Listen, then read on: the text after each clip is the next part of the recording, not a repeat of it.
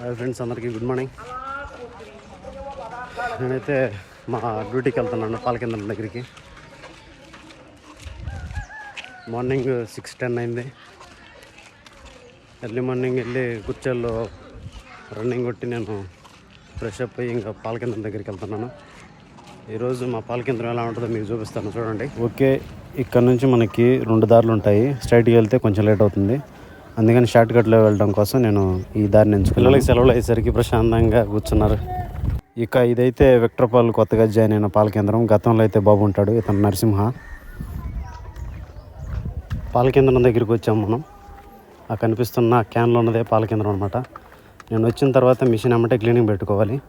పాలు పోసేది నేను తీయలేదు, ఎందుకంటే ఆ టైంలో నాకు బిజీగా ఉంటాయి కాబట్టి తీయలేదు. పాల క్యాన్లు అయితే మొత్తం నిండిపోయాయి. బండి కూడా టైం అయింది కాబట్టి వచ్చేసింది.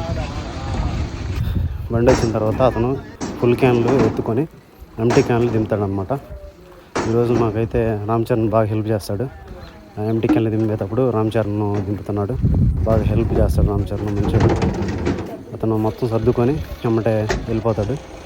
అయితే లేట్ అయితే ఉండకూడదు అనమాట బండికి, అందుకే వచ్చిన ఎమ్మటే క్యాన్లు ఎత్తుకోవటం, నించుకోవటం, ఎమ్మటే వెళ్ళిపోతాడు. ఓకే ఫ్రెండ్స్, పాలు అయితే అయిపోయాయి, బండి అయితే వెళ్ళిపోయింది.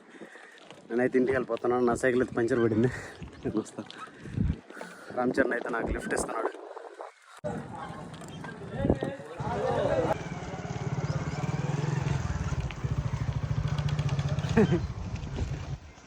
ఇదే మఠం, కందులు లోడెత్తుతున్నారు అందరూ. ఇతను యేసోబ్ తాత. ఇదైతే సాయిబాబా టెంపుల్. థ్యాంక్స్ రామ్ చరణ్. రామ్ చరణ్ అయితే థమ్స్ అప్ కూడా ఇచ్చాడు. Walking walking walking.